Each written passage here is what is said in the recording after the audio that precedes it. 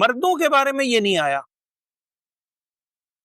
کہ آپ ان سے ان چیزوں پر بیعت لیں، یہ ہے، یہ الفاظ ہے، یا ان کی جانچ کریں، امتحان لیں ان کی ایمان کے بارے میں، اس لیے کہ مردوں کی جانچ کیا ہے؟ اگر انہوں نے یعنی ہجرت کر لی اور اصل چیز ہے جہاد، وہ جہاد میں شریک ہوگا تو بس یہ ان کا جانچنا ہے، جو منافق ہے وہ ویسے ہی پیچھے ہٹ جائے گا۔ عورتوں پر چونکہ جہاد نہیں ہے تو ایسی صورت میں ان کے لیے جانچنا کیا ہے؟ یہ ان تمام چیزوں پر عہد لیں۔ اور فتح مکہ کے موقع پر بھی ألا بذكر الله تطمئن القلوب اعوذ باللہ من الشیطان الرجیم، بسم اللہ الرحمن الرحیم۔ یا ایہا الذین آمنوا اذا جاءکم المؤمنات مہاجرات فامتحنوہن،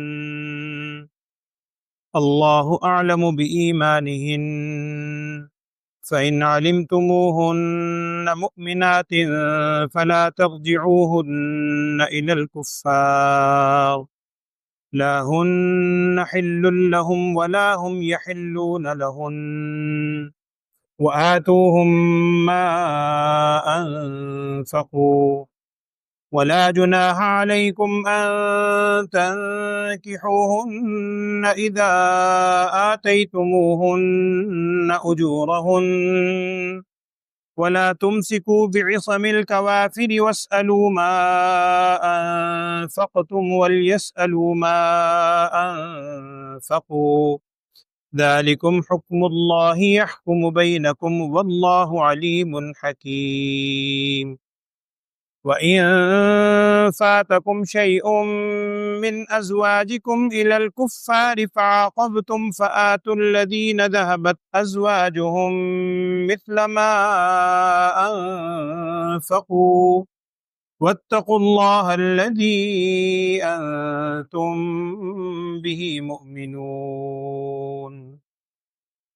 يا أيها النبي إذا جاءك المؤمنات يبايعنك على ألا يشركن بالله شيئا ولا يسرقن ولا يزنين ولا يقتلن أولادهن ولا يأتين ببهتان يفترينه بين أيديهن وأرجلهن ولا يعصينك في معروف فبايعهن واستغفر لهن الله إن الله غفور رحيم۔ يا أيها الذين آمنوا لا تتولوا قوما غضب الله عليهم قد يئسوا من الآخرة كما يئس الكفار من أصحاب القبور۔ صدق اللہ العظیم۔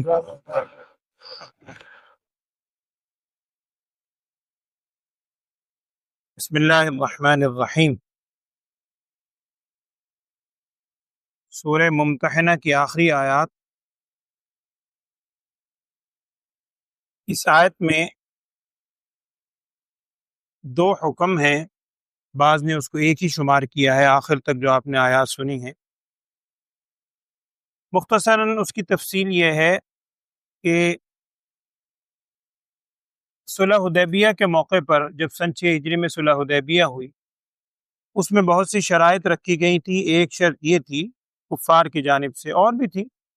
ایک شرط یہ تھی کہ اگر مسلمانوں کا کوئی آدمی یعنی ایمان والا آدمی کفار کی چنگل کہہ لیں یا کفار کے قبضے سے چھوٹ کر مسلمانوں کے پاس چلا جائے گا تو مسلمان اس کو واپس کرنے کے پابند ہوں گے۔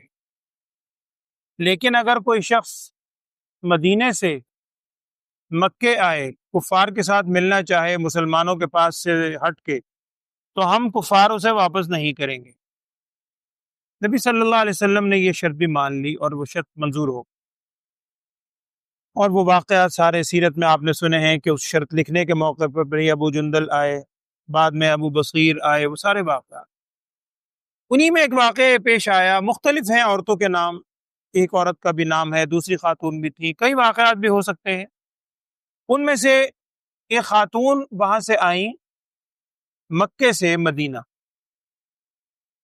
اب شرط یہ طے ہوئی تھی صلح حدیبیہ کے موقع پر کہ اگر کوئی آدمی مکے کا مسلمانوں کے پاس آئے، مکے والوں کے پاس رہتا ہوا، جان بچا کے بھاگے تو مسلمان اسے واپس کر دیں گے. اب یہ خاتون تھی، یہ مدینہ منورہ آ گئی واپس. تو اس موقع پر یہ آیت ہوا، اور پیچھے ان کے اہل و عیال جو بھی تھے مسجد ذمہ دار وہ آ گئے اور انہوں نے کہا جی یہ خاتون آئی ہیں اور شرط طے ہوئی تھی واپس کریں. تو بات ایک تو میں نے شاید اس دن بھی آپ سے عرض کی تھی کہ صرف مردوں کے بارے میں یہ بات ہوئی تھی. قرآن میں بھی یہ وضاحت آ گئی کہ اگر عورت کوئی واپس یعنی وہاں سے آتی ہے اس حیثیت سے تو عورت کے اوپر وہ شرط لاگو نہیں ہوگی، عورت کو آپ واپس نہیں کریں. ایک تو یہ اس کے اندر بات ذکر ہے. صرف یہ ہے قرآن نے کہا ہے کہ آپ اس عورت کو ذرا جانچ لیں. وہ کیا ہے؟ مہاجراتن فامتحنوا، ان کا امتحان لے لیں. امتحان اس سینس میں کہ وہ عورت کسی اور وجہ سے تو نہیں آئی، کسی مال و دولت کی لالچ میں تو نہیں آئی، کسی مرد سے نکاح کرنے کی غرض سے یا کسی اور غرض سے تو نہیں آئی، یا صرف اللہ اور اس کی یعنی صرف اللہ کی رضا کی خاطر آئی. اگر اللہ کی رضا کی خاطر آئی ہے واقعتاً پھر ٹھیک ہے، اب اس کو اس کے حوالے نہ کریں، اب وہ مدینے میں مسلمانوں کے پاس ہی رہے گی. یہ تھوڑا سا امتحان لے لیں. تو امتحان لینے کا مطلب یہی تھا. بعض نے کہا ہے یہ جو آگے اگلی آیت میں الفاظ آ رہے ہیں، آگے آپ پڑھیں گے انشاءاللہ آج، کہ جب کوئی خواتین آپ کے پاس آئیں تو آپ ان سے بیعت لے لیں ان باتوں پر، شرک نہیں کریں گی، زنا نہیں کریں گی، چور، وہ آگے الفاظ ہیں. اسی قسم کے الفاظ ان سے بھی کیے جاتے تھے، تحقیق کر لی جاتی. ایک تو یہ ہے. دوسرے یہ چیز ہے کہ اگر وہاں سے کوئی خاتون، اب اس کو ذرا سمجھیے گا، یہ بڑی یعنی ترجمے کا مفہوم سمجھنے کے لیے یہ چیزیں سمجھنی ضروری. ایک صورت تو یہ ہے کہ وہاں سے کوئی خاتون مکے سے ایمان لے آئیں، خاوند ان کا بھی کیا ہے؟ کافر. بعد میں بھی یہ صلح حدیبیہ کے بعد بھی ہو سکتی ہے، صلح حدیبیہ کے بعد ایمان لے آئیں، وہ وہاں سے آ گئیں مدینے. اب ان کو حوالے تو نہیں کرنا. دوسرا حکم اسی آیت میں یہ ہے اب وہ عورت اس شخص کے لیے حلال نہیں ہے. لا ہن حل لہم اور ولا ہم یحلون لہن. ظاہری بات ہے. اچھا یہ ذہن میں رکھے اس آیت یا ان الفاظ کے نازل ہونے سے پہلے نکاح برقرار رہتا تھا. بلکہ آپ نے واقعہ سنا ہوگا سیرت میں، نبی صلی اللہ علیہ وسلم کی سب سے بڑی صاحبزادی حضرت زینب، ان کا نکاح ہوا تھا ابو العاص سے. آپ صلی اللہ علیہ وسلم نے اس نکاح کو باقی رکھا تھا. ہجرت کر کے آ گئی تھی یہاں، ابو العاص بعد میں آئے، پھر گئے، پھر بعد میں ایمان لائے. لیکن اس آیت میں اب یہ واضح اتر گیا کہ اگر مرد و عورت میں سے کوئی ایک ایمان لے آئے تو نکاح ختم. لہٰذا اب وہ عورت جو ایمان والی یہاں مدینے آئی ہے، شوہر اس کا کافر وہاں موجود ہے، ایک تو ویسے بھی حوالے نہیں کرنا، اور دوسرا اب وہ اس کے لیے حلال بھی نہیں ہے. دو. تیسری بات اس میں یہ ہے کہ دیکھیں اس شخص نے، کافر نے، اگر مہر وغیرہ، نکاح کا سلسلہ دستور ان کے یہاں بھی تھا، نکاح کرنے کے بعد کوئی حق مہر وغیرہ اگر دیا ہے، نکاح ختم ہو گیا، اب مسلمانوں کو چاہیے کہ اس کا حق مہر وغیرہ جو اس نے خرچ کیا ہے نا، انفقو، وہ اس کو واپس کر دیں، وہ اس کافر کو واپس کر دیں. یہ دوسرا حکم. تیسرا اس کے اندر یہ آ رہا ہے حکم کہ اب جب اس عورت یہاں آئی، یہاں آنے کے بعد اس کا نکاح ختم ہو گیا، اور تم نے مسلمانوں نے اس کا مہر وغیرہ بھی اگر دیا ہے تو اس کو واپس کر دیا، جو خرچ اس نے کیا تھا، حق مہر مین اس میں چیز ہے. ظاہری بات ہے نکاح ختم ہو گیا. تو آگے الفاظ یہ ہیں کہ وَلَا جُنَاحَ عَلَيْكُمْ أَن تَنكِحُوهُنَّ. اب کوئی گناہ نہیں ہے کہ وہ عورت، اور اس میں احتیاط یہی ہے، اور اس میں دونوں قول ہیں لیکن فتویٰ اسی پر ہے کہ وہ عدت گزارے. عدت گزارنے کے بعد یہاں کسی مسلمان مرد سے وہ نکاح کر سکتی ہے، کیونکہ پچھلا جیسے نکاح ختم ہو گیا، اب عدت گزرے گی، اس کے بعد نکاح کرے گی. اب یہاں ایک سوال ذہن میں آ سکتا تھا جس کے بارے میں کہا اذا آتیتموہن اجورہن. اگر کسی کے ذہن میں سوال آئے کہ جی ابھی تو ہم نے اس کا حق مہر وغیرہ واپس کیا ہے، مسلمانوں نے واپس دیا ہے، چاہے اسی مسلمان نے ہی اپنے طور پہ دیا ہو، وہ دوبارہ اسے اب نکاح کرنا چاہتا ہے تو کیا دوبارہ نے اس کو حق مہر دے گا؟ تو اس کی وضاحت کی ہے وہ مہر نہیں تھا، وہ تو اس کی واپسی تھی۔ اب جو نیا معاملہ ہو رہا ہے نکاح کا، تو وَلَا جُنَاحَ عَلَيْكُمْ أَن تَنكِحُوهُنَّ إِذَا آتَيْتُمُوهُنَّ أُجُورَهُنَّ، اب تمہیں الگ سے نکاح کے حق مہر دینا پڑے گا، وہ تم حق مہر دو گے، اس کا ذکر ہے۔ آگے کیا ذکر ہے؟ وَلَا تُمْسِكُوا بِعِصَمِ الْكَوَافِرِ،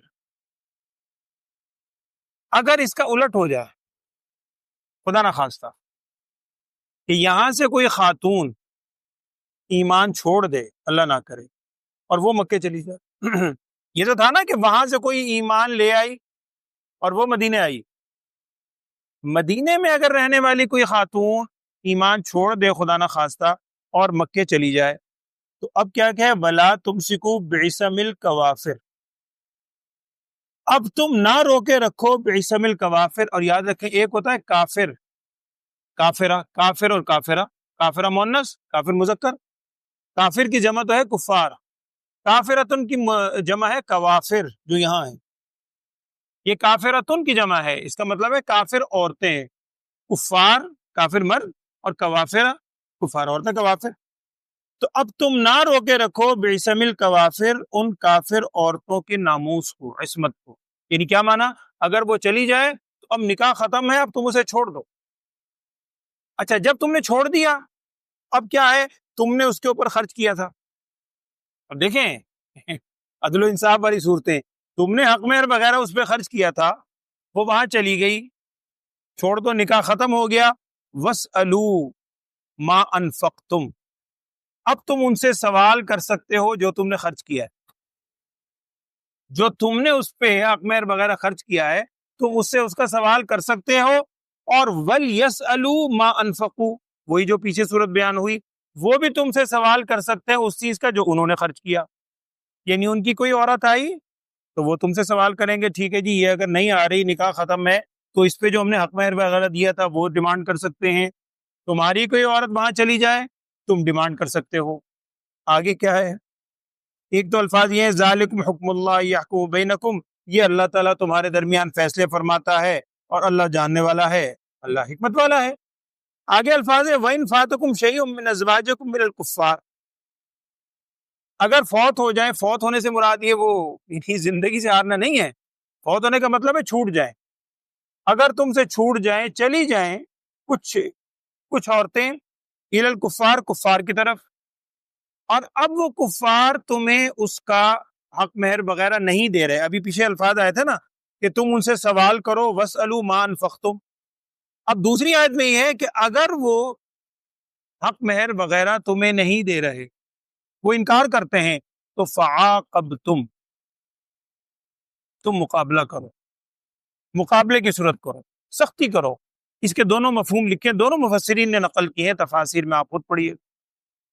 ایک مفہوم تو یہی ہے کہ تم سختی کے اظہار ایسے کرو کہ فَآتُوا الَّذِينَ ذَهَبَتْ أَزْوَاجُهُمْ مِثْلَ مَا أَنفَقُوا، کہ پھر تم یہاں جس عورت کا حق انہوں نے دینا تھا اور وہ نہیں دے رہے، تو اگر ان کو تم نے کوئی حق کسی عورت کا دینا ہے، تم وہ روک لو، وہ روک کے اس کو ادائیگی کر دو۔ نہیں سمجھ بات آ رہی نہیں ہے؟ تھوڑا سا نا مجھے لگتا معاملہ ہو رہا ہے، سمجھ آ رہی نا؟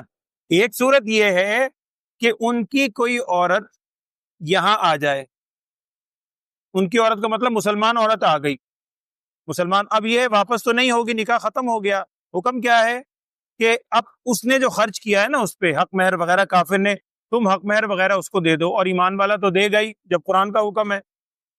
لیکن قرآن آگے یہ بھی کہہ رہا ہے کہ اگر تمہاری کوئی عورت غلطی سے، اور ایک دو واقعات ہوئے، بعض تو کہتے ہیں وہ منافق تھی، وہ ایمان لانے والی تھی ہی نہیں جو وہاں چلی گئی، اب ایسی صورت میں کیا ہوگا؟ تم نے ان سے ڈیمانڈ کرنی ہے، ان کفار سے، کہ بھئی اس کا حق مہر وغیرہ، اب وہ نہیں دیتے تو پھر کیا کرو؟ تم نے جو ان کا کسی کا دینا ہے تم وہ روک لو، وہ روک کے اس کا حق ادا کرو۔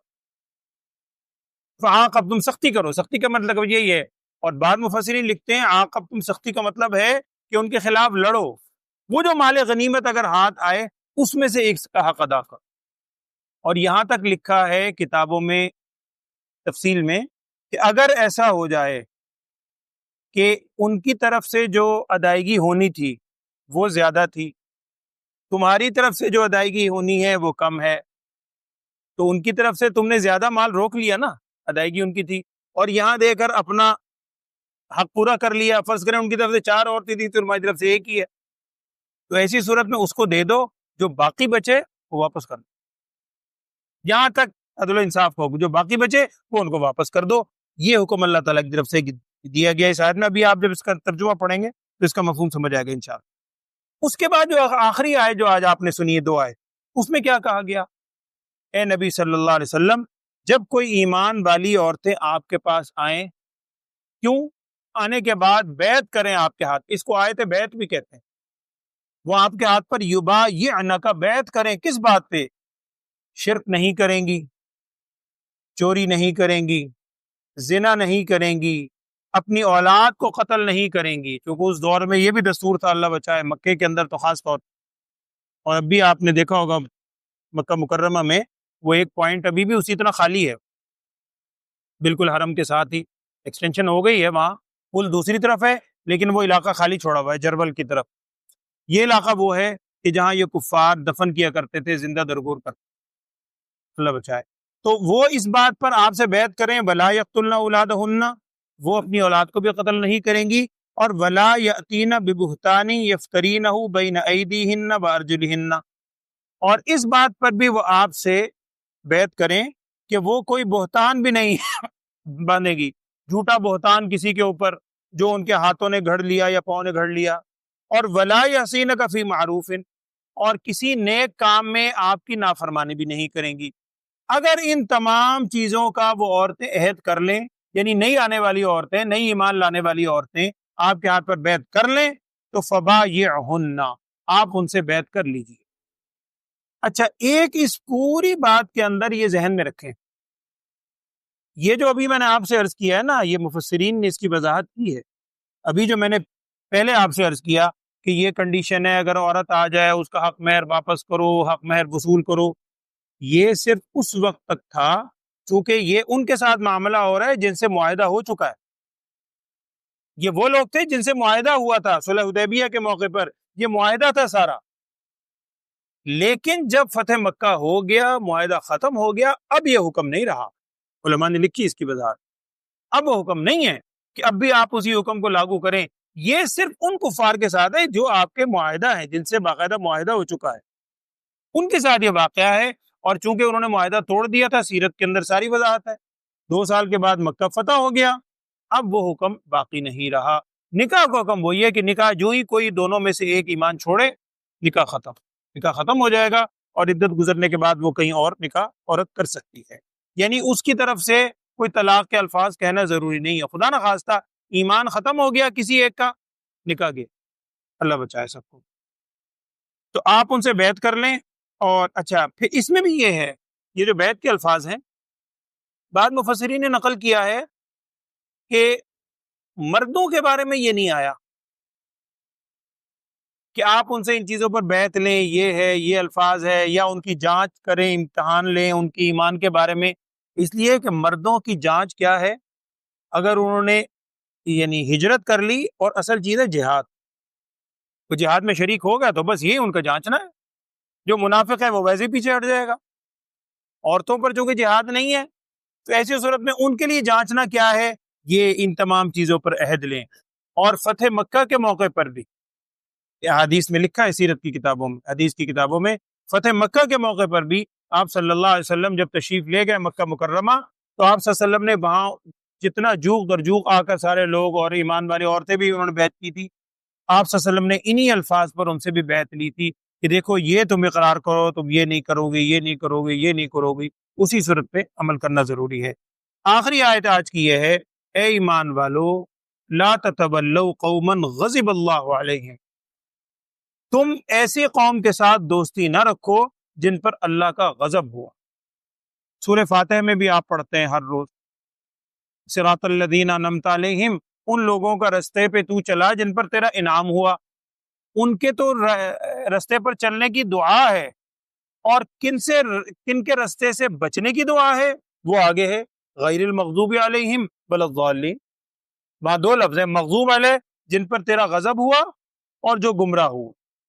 نبی صلی اللہ علیہ وسلم نے ارشاد فرمایا تھا، سورہ فاتحہ کی تفسیر کے اندر آپ نے سنا ہوگا کہ مغضوب علیہم سے مراد ہیں یہود، اور ضالین سے مراد ہیں نصارہ، عیسائی۔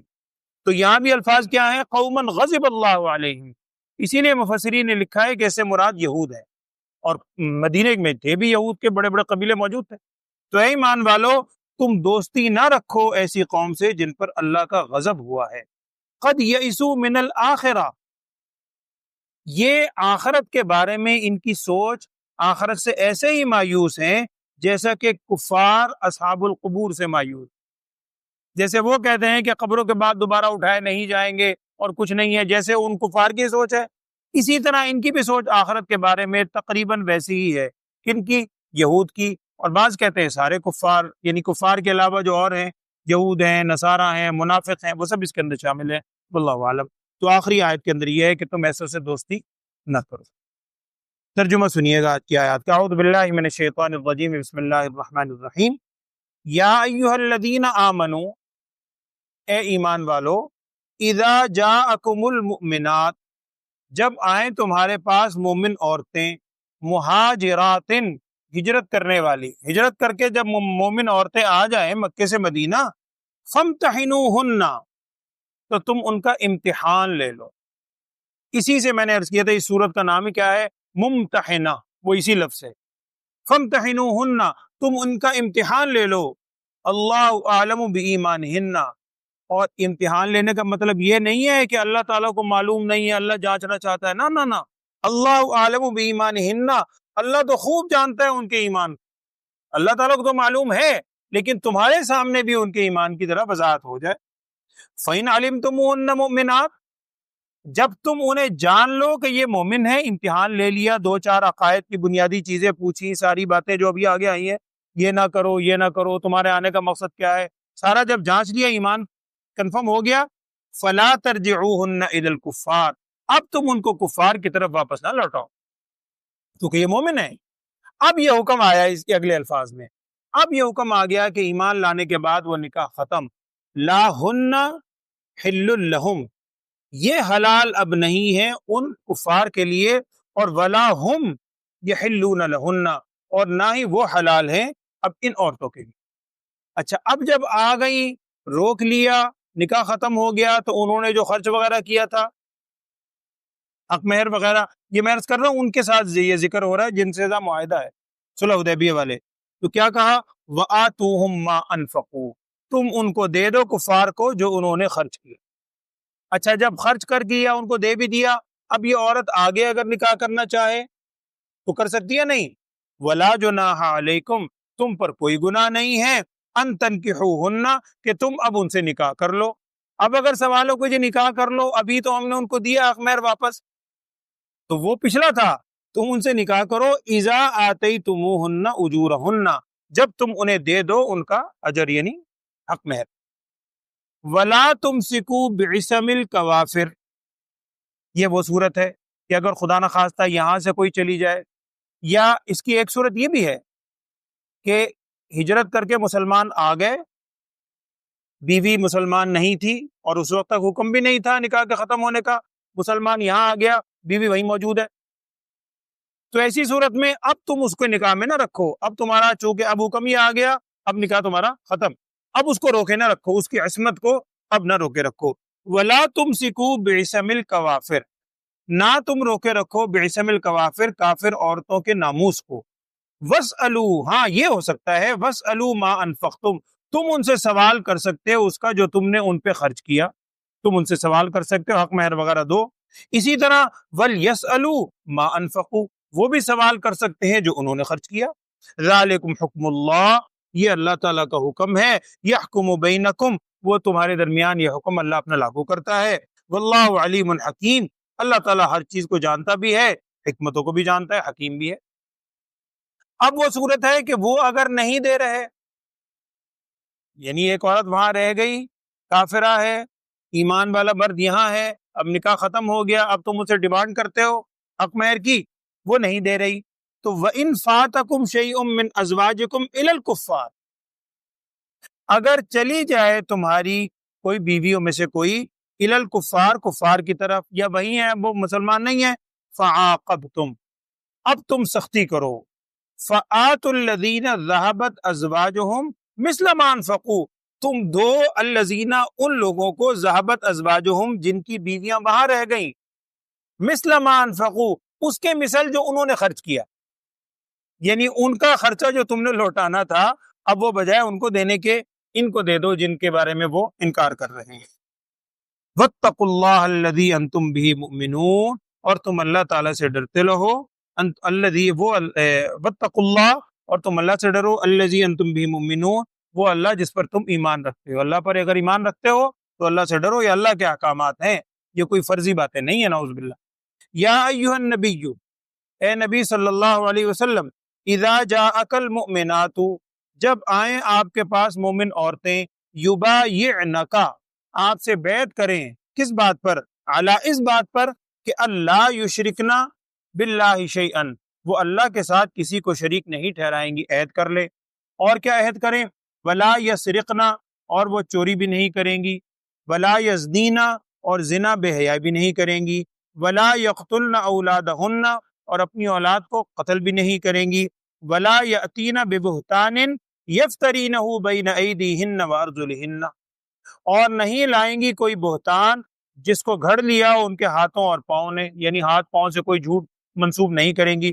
اس کا ایک مفہوم یہ بھی لکھا ہے کہ اس زمانے میں، اور اللہ بچائے فی زمانہ بھی ہو سکتا ہے، اس زمانے میں عورتیں اپنی اولاد کو کسی دوسرے کی طرف منسوب کر دیا کرتی تھی خامن کو تنگ کرنے کے لیے، کہ جی یہ بیٹا کسی اور سے، نعوذ باللہ، اور کہہ دیا یہ اس کا بیٹا ہے، یا ویسے ہی اڈاپٹڈ ہے اس کو منسوب کر دیا، یہ بھی بہتان ہے، غلط ہے، آج کل بھی اس میں احتیاط کرنی چاہیے بہت، منسوب نہیں کر سکتے آپ اس کے والدین کے خانے میں، اس کا نام جو اصل والدین ہے وہی لکھے جائیں، اپنا نام آپ ٹھیک ہے، اسی وجہ سے دو ہمارے یہاں لفظ لکھے جاتے ہیں، گارڈینز ہے یا پیرنٹس ہیں، والدین ہیں یا گارڈینز ہے، اس کا جو بھی ہے ذمہ دار سرپرست ہے، وہ سرپرست کے طور پہ لکھ لیں، پیرنٹس کے طور پر نہیں لکھ سکتے، اعوذ باللہ من الشیطان الرجیم۔ تو یہ بھی بہتان ہی ہوا، تو نہ وہ بہتان نہیں لگائیں گی جس کو گھڑ لیا ان کے ہاتھوں نے اور پاؤں نے، ولا یعصینک فی معروف، اور وہ آپ کی نافرمانی بھی نہیں کریں گی کسی نیک کام میں، جن نیک کاموں کا آپ حکم کریں گے وہ اس کی نافرمانی بھی نہیں کریں گی۔ ان تمام چیزوں کا جب وہ عہد کر لیں عورتیں، فبایعہن، آپ بھی پھر ان سے اس بات پر بیعت کر لیں، واستغفر لہن اللہ، اور ان کے لیے پھر اللہ سے استغفار بھی مانگے، اللہ سے ان کی بخشش کی دعا بھی مانگیں، ان اللہ غفور الرحیم، بے شک اللہ تعالیٰ بڑا بخشنے والا ہے، بڑا رحم کرنے والا ہے۔ یا ایھا الذین آمنوا، اے ایمان والو، وہ لوگوں جو ایمان لائے ہو، لا تتولوا قوما، تم دوستی نہ کرو ایسی قوم سے، غضب اللہ علیہم، جن پر اللہ کا غضب ہوا، قد یئسوا من الآخرہ، بے شک وہ مایوس ہو گئے ہیں آخرت سے، کما یئس الکفار من اصحاب القبور، جیسا کہ کفار مایوس ہو گئے ہیں قبر والوں سے کہ وہ دوبارہ نہیں اٹھائے جائیں، ایسے وہ بھی مایوس ہیں۔ اللہ تعالیٰ ہمیں دین کی تمام باتوں پہ کامل عمل کی توفیق دے۔